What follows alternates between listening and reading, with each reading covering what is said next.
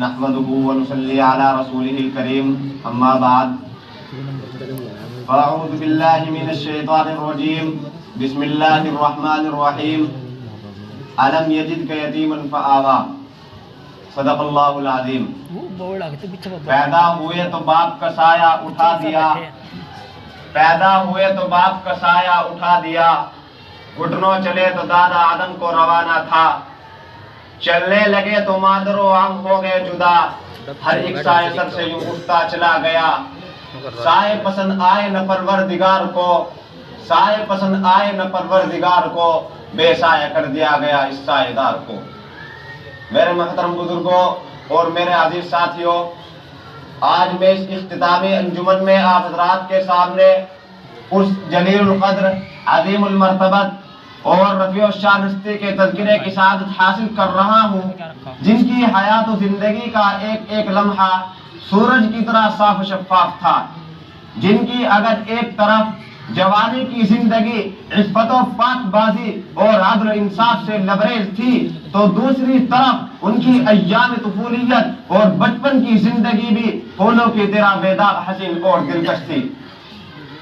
جو یتیم بن کر دنیا میں تشریف لائے لیکن سارے یتیموں کے امام بن گئے، جن کی ولادت سے قبل ہی باپ کا سایہ سر سے اٹھا دیا گیا تھا، اور جب گھٹنوں چلے تو ماں کی ممتا اور اس کی میٹھی میٹھی آواز سے بھی محروم کر دیے گئے.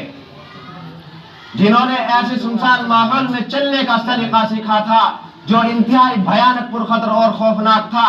ہر طرف گلی کوچوں میں تلواروں کی جھنکار، گالی گلوچ کی آواز سنائی دیتی. اللہ اللہ، کتنا خوفناک منظر تھا کہ باپ باپ چلاتی ہوئی معصوم بچہ بھی زندہ درگور کر دی جاتی. ایک خدا کو چھوڑ کر سینکڑوں دیوی دیوتاؤں کی پرستش کی جاتی.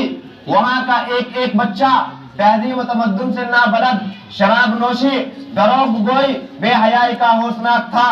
سورج طلوع ہوتے ہی مکہ کی گلیوں میں بچوں کی بھیڑ لگ جاتی. رقص و سرور، ناچ گانا، خاک و پتھر ان کا محبوب مشغلہ ہوتا تھا.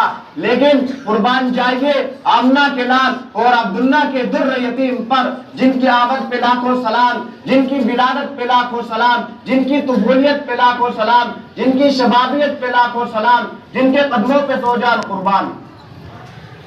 پوری تاریخ انسانیت میں آپ کی کوئی مثال نہیں ملتی، اور ملے بھی کیسے؟ قدرت نے آپ کا سارے کسی کو پیدا ہی نہیں کیا، بلکہ پیدا ہونے کے بعد وہ سانچہ ہی توڑ دیا گیا تاکہ کسی کو ثانیت کا شبہ ہی نہ ہو سکے.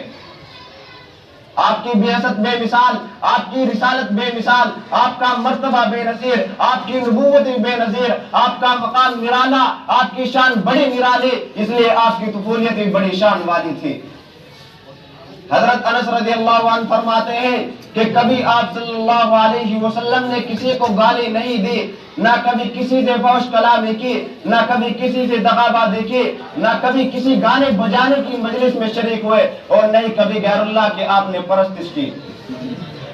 زمانے جاہلیت کے اس پرمعصیت گندے ماحول میں آپ کا لڑکپن اتنا صاف شفاف تھا کہ دور طفولیت ہی میں ہر طرف آپ کے عدل و انصاف، تقویٰ و طہارت کے چرچے ہونے لگے. مکہ کی گلیوں میں آپ کی صداقت و امانت اور عفت و طہارت کا شور تھا. خاندان قریش میں کوئی تبصرہ کرتا کہ آمنہ کا لال کتنا نیک اور بھولا بالا ہے. لات و عزا کی قسم، ایسا نیک اور پاکیزہ بچہ نہ تو میری آنکھوں نے دیکھا ہے نہ میرے کانوں نے سنا ہے. تو کوئی کہتا کہ عبداللہ کا لاڈلا اپنے وعدے کا کتنا سچا ہے. زمین پھٹ سکتی ہے، آسمان ٹوٹ سکتا ہے، مگر عبداللہ کا لاڈلا اپنے وعدے کی تکمیل سے کبھی بات نہیں آ سکتا. میں شعر کے ساتھ اپنی تقریر کو ختم کرنا چاہتا ہوں. ملا ہے آمنہ کو فضل باری سے یتیم ایسا، ملا ہے آمنہ کو فضل باری سے یتیم ایسا، نہیں ہے بحر ہستی میں کوئی در یتیم ایسا. وآخر دعوانا الحمدللہ. ماشاءاللہ.